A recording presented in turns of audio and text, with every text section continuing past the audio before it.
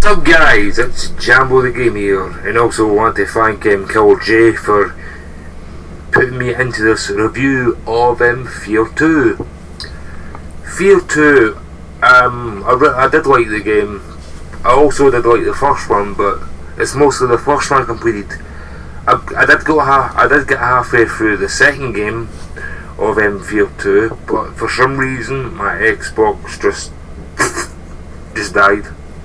Broke. I was halfway through the game.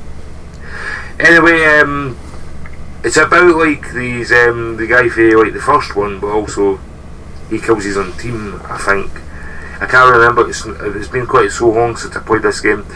But what I really did like it was about the little girl about it, because there's a glitch in the game where you can actually, she keeps on following you, and it's fucking creepy. You can't get rid of her. It's weird.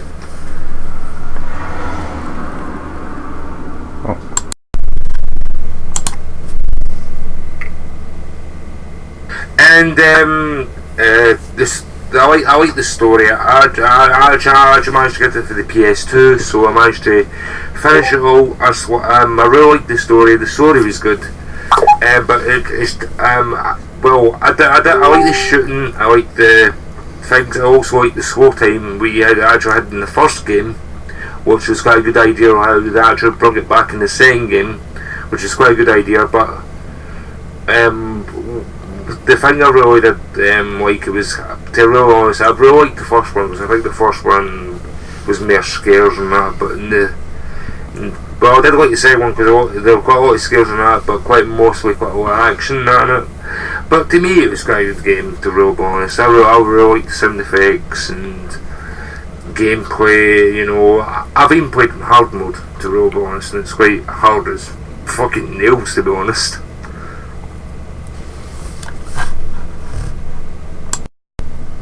So the only thing I really say about this game is, if you guys have not played like the first one of Fear 1, I think you're better off like getting Fear 1 and then Fear 2, then Fear 3, because it's like a collection. So you're better off playing like the first one now to the second one to the third one. I've never really played the third one, to be honest.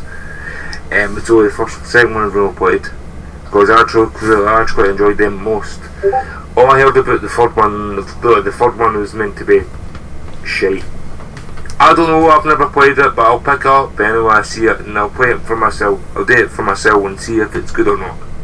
That's my opinion. I don't know about you, Killer J, but I really quite like this game. What about you? I really like the first one better. So what did you think, Killer J?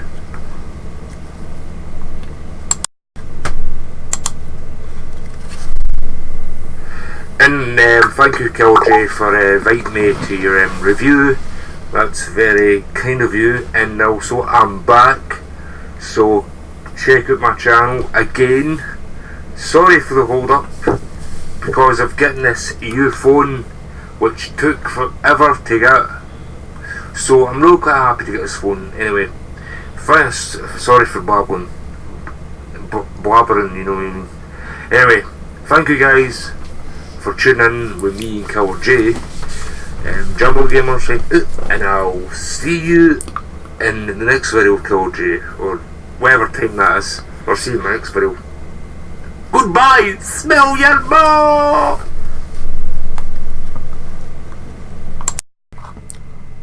Welcome back to Sexy Fear 2 Reborn. What am I saying? Alright.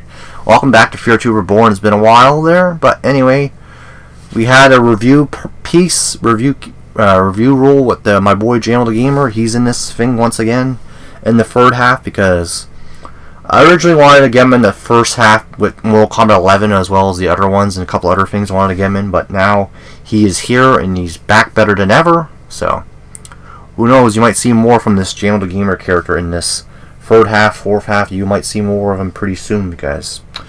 Anyway, today's game is Fear 2 Reborn. Yes, this expansion pack, whatever you want to call it, DLC for original Fear 2, which actually has good old Paxton Fell come back from Fear 1 to talk to this replica soldier Foxtrot 813. So basically, the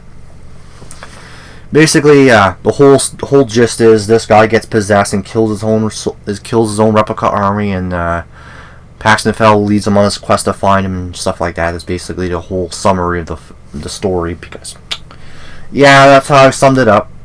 That's basically the whole premise of Fear 2 Reborn. It's just, okay, you go find Paxton Fettle, and you go rogue and kill your own people, your own replica soldiers, and then all that. Then there's a couple of moments you have Alma here and there. Alma's little girl Alma's there. Here you got some like ghost specter enemies there. You got some ghost replicas you're shooting here in this initial gameplay you're seeing. So, but anyway, this game is pretty good for what it is. There, Fear 2 Reborn. This DLC is so short that it's shorter and short. It's like, I believe like 60 to 90 minutes or something like that along those lines. I'm not sure. Roughly around that length. So it's not much of it. Just, okay, there's like 4 chapters in this game. There's 4 chapters in this initial DLC story based add-on. There's 4 chapters. So basically, your first chapter is you going on a mech and shooting all the bad guys and just laying ham into them and all that type of stuff. So, yeah. And good thing they actually got the original voice actor for Paxton Fettle in this DLC for Fear 2, because always having the original voice actor doing their stuff is always good, because they add a lot to the character, or, you know what I mean?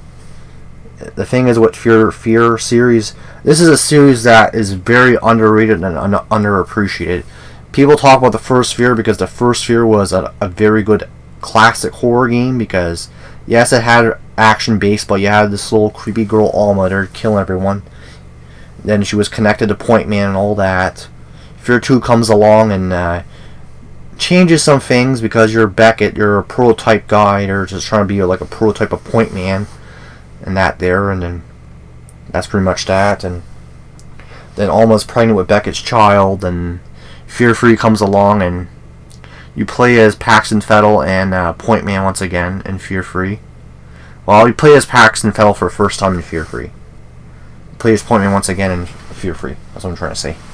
I don't want to mess it up there, but yeah.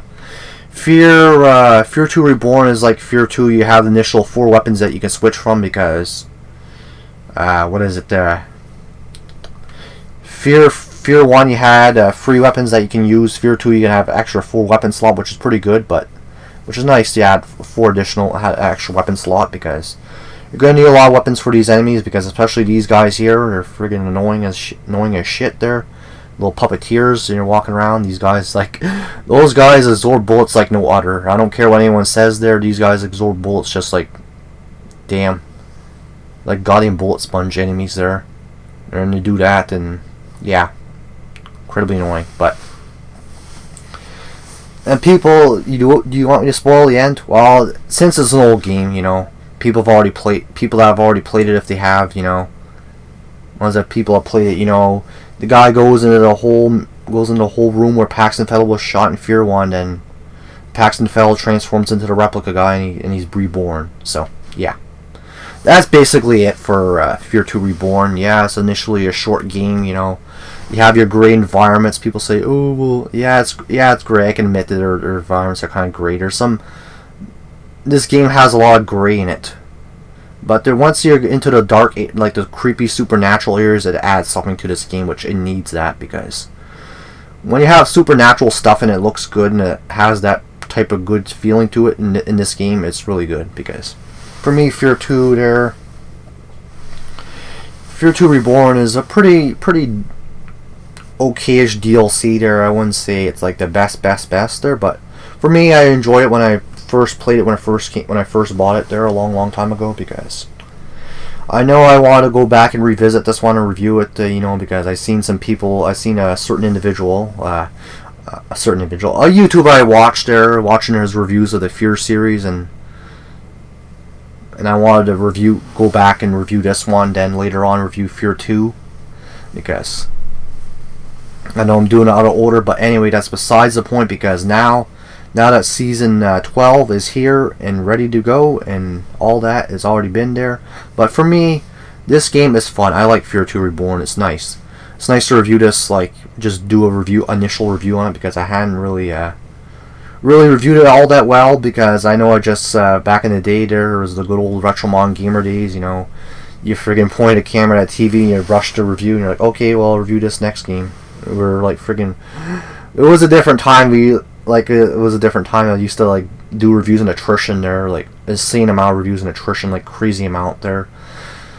Now you really can't do reviews in attrition all that much there, because life is life and stuff like that. But anyway, that's besides the point. But anyway, to me, this game and the story-based DLC add-on expansion, whatever you want to call it, not to be political or whatever you want to call that, is it good?